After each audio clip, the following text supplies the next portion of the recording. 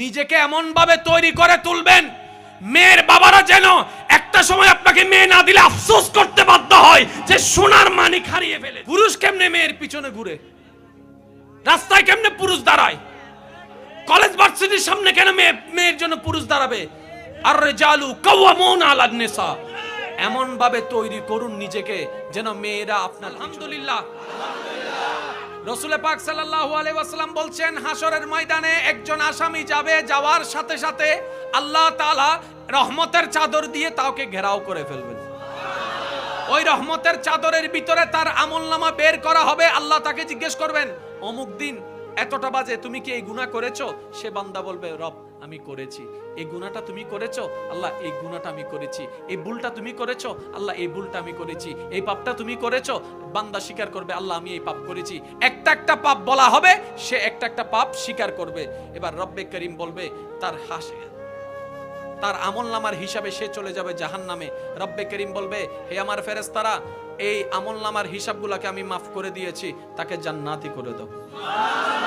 এবার সে বান্দা বলবে, মওলা আমি জানি আমল দিয়ে কখনো জান্নাত পাওয়া যায় না, তোমার রহমত তোমার দয়া দিয়ে জান্নাত পাওয়া যায়। সুবহানাল্লাহ। কিন্তু মওলা রে, মনে বড় প্রশ্ন, সবার বিচার করার সময় তুমি ওপেনলি করেছো, আমারটা কেন তুমি চাদরের ভিতর করেছো?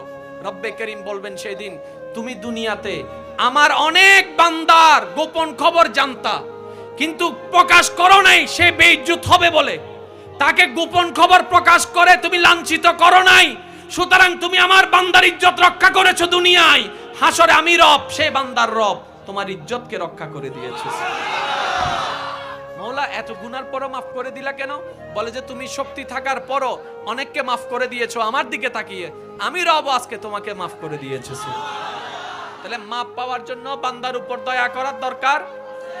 জোরে বলেন না, আছে না নাই? যেমন রাসূল পাক সাল্লাল্লাহু আলাইহি ওয়াসাল্লাম কি বলেছেন, যে বড়দেরকে সম্মান করে না, ছোটদেরকে দয়া দেখায় না, তার প্রতি কখনো আল্লাহ দয়া করে। সেজন্য যে কোনো মানুষকে আজকে থেকে আপনার রবের বান্দা হিসেবে চিন্তা করবেন। পারবেন ইনশাআল্লাহ। আপনার ভাইটা আপনার রবের, জোরে বলেন। আপনার চাচতো ভাইটা আপনার রবের, আপনার জ্যাঠতো ভাইটা আপনার রবের, আপনার চাচা বাবা আপনার রবের, আপনার স্ত্রী আপনার রবের। সুতরাং আজকে থেকে আর মারা বকা, যৌতুকের নামে গায়ে হাত তোলা, আর একটু জোরে তোর বাড়ি তুই নিয়ে ন দেখা, এটা আর বলা যাবে। সম্মান দিলে সম্মান পাবে। বলেন না জোরে। আর আমাকে কে কে ভালোবাসেন একটু হাত তুলেন। মাশাআল্লাহ মাশাআল্লাহ মাশাআল্লাহ মাশাআল্লাহ। আল্লাহ সবার এই হাতকে কবুল করুক। আমিন। এবার হাত নামান। যারা বিয়ে করছেন হাত তুলেন। বিয়ে করছেন যারা, হামসারি বিলিউ, মাশাআল্লাহ মাশাআল্লাহ। ওই এবার হাত নামো। যারা বিয়ে না করে হাত তোলো। ও আল্লাহ রে হুদুম। আচ্ছা, এবার আমার একটা আবদার, যারা বিয়ে করেন নাই, আমাকে যারা ভালোবাসেন তাদের কাছে আমার একটা আবদার, আল্লাহ যদি তৌফিক দেয়, বিয়ে করার সামর্থ্য দেয়, ইনশাআল্লাহ যৌতুক নেওয়া ছাড়া বিয়ে করবেন ইনশাআল্লাহ। মেয়ের বাড়ি থেকে যৌতুক তো দূরের কথা, একটা ফার্নিচার তো দূরের কথা, একটা সুতাও নেওয়ার দরকার। আমার যুবক ভাইকে যদি কেউ বলে গিফট দিব, বলে যে গিফটেরও দরকার নাই। তো অনেকে বলবে অমুকে নিয়েছে তমুকে নিয়েছে, তুমিও নাও। তুমি বলবা যে ভাই আমার দরকার নাই, আমার জন্য যা দরকার আমার রব আমাকে ব্যবস্থা করে দিবে। যুবক ভাইরা পারবেন তো ইনশাআল্লাহ? একটু কঠিন হবে। অনেকে আপনাদের এই ওয়াদা শুনে বলবে, ও এখন হদ দে, এতে মনে থাকতো না। আমি তাদের উদ্দেশ্য বলি, আরে তারা তো বলে দেখিয়েছে, রব যদি কবুল করে ইনশাআল্লাহ এই যুবকরা এই বাংলার ইতিহাস, চট্টগ্রামের ইতিহাস একদিন পাল্টাই দিবে। একদিন সময় আসবে চট্টগ্রামের কোন মেয়ের বাবা আর বাবা হওয়ার কারণে নিজেকে অন্যায় অপরাধে ভুগবে না। এটা বলবে না মেয়ের বাবা হয়ে অপরাধ করেছি, তারা বলবে মেয়ের বাবা হয়ে আমার নিয়ামত হয়েছে ইনশাআল্লাহ। আল্লাহু আকবার।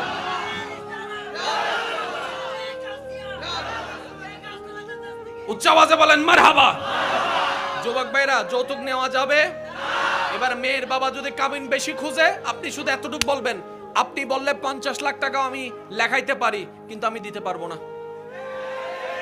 এবার আপনি যদি সমাজে সবার সামনে বড় হওয়ার জন্য মেয়েকে গরুর মতো দাম তোলার জন্য 50 লেখেন, কিন্তু আমি 50 পারবো না, আমি আমার উপার্জন থেকে হয়তো 5 লাখ পারবো, না হয় 10 লাখ পারবো, না হয় 20 লাখ পারবো, আমার পক্ষে এতটুকু সম্ভবপর নয়। এরপরে যদি বিয়ে দিল তো দিল, বিয়ে না দিলে নাই, কিন্তু এতটুকু মনে রাখবেন, নিজেকে এমন ভাবে তৈরি করে তুলবেন মেয়ের বাবারা যেন একটা সময় আপনাকে মেয়ে না দিলে আফসোস করতে বাধ্য হয় যে সোনার মানিক হারিয়ে ফেলেছে। পুরুষ কেমনে মেয়ের পিছনে ঘুরে, রাস্তায় কেমনে পুরুষ দাঁড়ায়, কলেজ ভার্সিটির সামনে কেন মেয়ের জন্য পুরুষ দাঁড়াবে? আর রিজালু কাওয়ামুনা আলান নিসা, এমন ভাবে তৈরি করুন নিজেকে যেন মেয়েরা আপনার পিছনে দৌড়ায়। আর এই কথা মনে রাখবেন, যে সে ছেলেরা মেয়ের পিছনে দৌড়ায়, মেয়েরা তাদেরকে ভালো চোখে তাকায় না। মেয়েরা বলে যে তোমরা তো পুরুষ জাতি, আমাদের পিছনে দৌড়াবা কেন? বরং নিজেকে এমন ভাবে তৈরি করো, ব্যক্তিত্ব এমন ভাবে সাজাও, নবীর সুন্নত দিয়ে, আল্লাহর বিধান দিয়ে জীবন কেমন ভাবে সাজাও যেন আমরা মেয়েরা তোমাকে পাওয়ার জন্য পাগল হয়ে যায়। মেয়েরা এরকম স্বামী পছন্দ করে। হদু না মনে করে দেয় আয় সাইকেল লইতে এলে রোদুত ফু হইলে তারপরে বৃষ্টিত ভিজিলে আর ফেমুত ফুরি যাইব।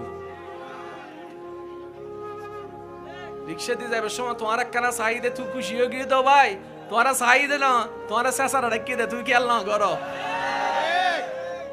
কি হর হত্যারণী ইল্লে চেঁচারা ফোয়া তো জীবন নদী জোতা দেখাইলে অতি এই তাহে ইয়া ইজ্জত আর আছে নি নাকি ফামসার?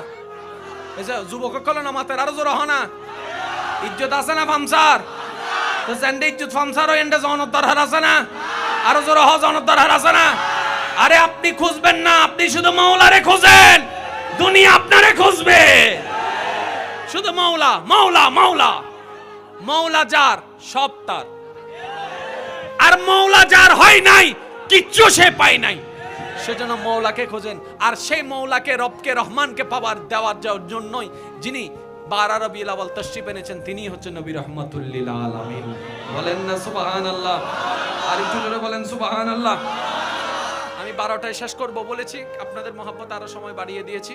শেষ একটা অনুরোধ আমি আপনাদের কাছে করব, পারতে পার কখনো মা বাবাকে কষ্ট দিবেন না, পাড়া প্রতিবেশীকে কষ্ট দিবেন না, চোখ নিচে রেখে হাঁটবেন, চোখ নিচে রেখে আসবেন। চিনেন না চিনেন আসসালামু আলাইকুম, চিনেন না চিনেন আসসালামু আলাইকুম, উত্তর দিলে দেখ, না দিলে নাই। কারণ অনেকে আছে সালাম দিলে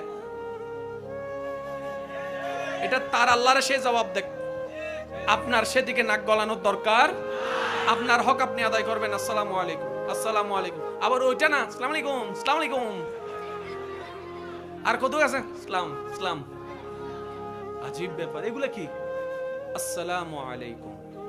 আবার আপনি যদি এরকম দেয় অনেকে টাসকারি মারবে, ওমা যে সহি করে দিয়েছো তুমি, আসলে টাস মারে নাই, সে নিজে জানে না যে সেজন্য টাস মারছে। যে কথা কি বুঝতে পেরেছেন? কখনো যদি দেখেন আপনার নামাজের কারণে কেউ টিটকারি মারে, আপনি বুঝবেন যে সে আপনাকে টিটকারি মারতেছে না, আপনি নামাজ পড়ার কারণে সে 10 জনের কাছে প্রশ্নবিদ্ধ হচ্ছে, কিরে তোর বন্ধু নামাজ পড়ে তুই পড়স না কেন, সেজন্য আপনাকে ওখান থেকে ফিরানোর জন্য টিটকারি মারে। যে নামাজ সারা যাবে। শেষ একটা কথা বলি, আমরা অনেক সময় ভাইয়া কি করতাম আমি, আচ্ছা আপনারা যে প্রথম থেকে চিল্লাইতেছেন, এই চিল্লানো বসার জন্য সরার জন্য কেউ সরছে, কেউ বসছে, এই চিল্লাই লাভ কি? চুপ করে থাকেন, অজম করে ফেলেন, এটা ডুবগুলি ফেল, শেষ। একবার বলেন আলহামদুলিল্লাহ। আমার এই কথাটা বলে আমি শেষ করছি, একটু মনোযোগ, সবার মনোযোগ, সবার মনোযোগ, একদম সাইলেন্ট সাইলেন্ট। দেখেন জীবনের সাথে মিলে কি মিলে না, কথাটা একটু দেখবেন। আমরা অনেক সময় নিজেকে বড় দেখাতে গিয়ে অন্যকে ছোট বানাই।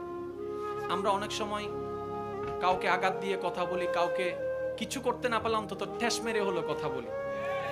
আমরা এই সমস্ত কথাগুলা বলে অন্যকে ছোট দেখিয়ে, একটা বড় মজলিসে অন্যকে কাউকে একটু হিট করে কথা বলে, ছোট দেখিয়ে কথা বলে মনে হয় যেন আমরা নিজেরা অনেক বড় হয়ে গিয়েছি।